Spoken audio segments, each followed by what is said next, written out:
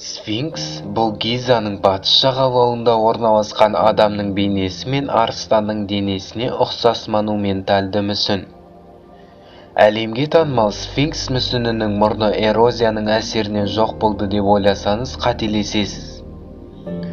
14 ғасырда Египет тұрғындары Ніл өзенінің төгілу деңгейі Сфинкске байланысты деп, Сфинкс мүсінін құрметтеп көптеген сыйлықтар әкелген. Сопылық ілімін насихаттаушы Мұхаммед Саим Әл-Дах бұны көріп, адам бейнесін бейнелеуге және мүсіндерге табынуға тыйым салып, Сфинкс мүсінінің мұрнын бұзуға шешім қабылдаған.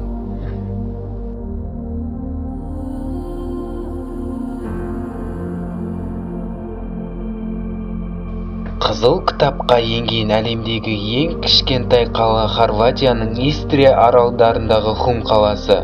Хум қаласында бар жоғы 27 адам өмір сүреді. Оның көпшілігі зейнеткерлер. Бұл қалада 30 ғимарат бар. Бір қызығы 11 ғасырдан бері бұл қалада ештеңке соғылмаған.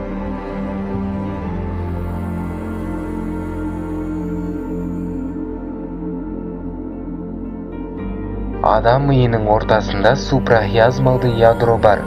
Ол ұйқышылдық пен сергектік кезеңдерін және қан қысымы мен дене температурасын, сонымен қатар уақыт сезімін бақылайды.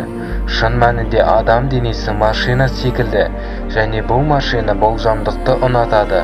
Сондықтан сіз бірнеше күн бір уақытта оянсаңыз, онда ішкі сағаттар осы кестеге сәйкес келеді. Шын мәнінде адам оятқышпен оянғанды ұнатпайды, және мұндай өткір ояту стресс пен күйзеліске әкеледі.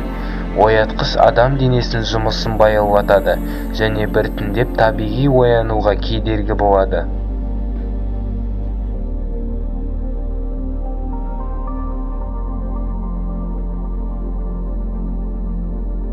Израильдегі Рама қаласында соғыста қайтыс болған 19 жасар баланың қабірі Израильге келген туристердің ең көп келетін жері.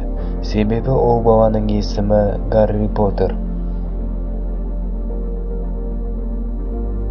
Достар, лүпіл басып каналға тіркелейік.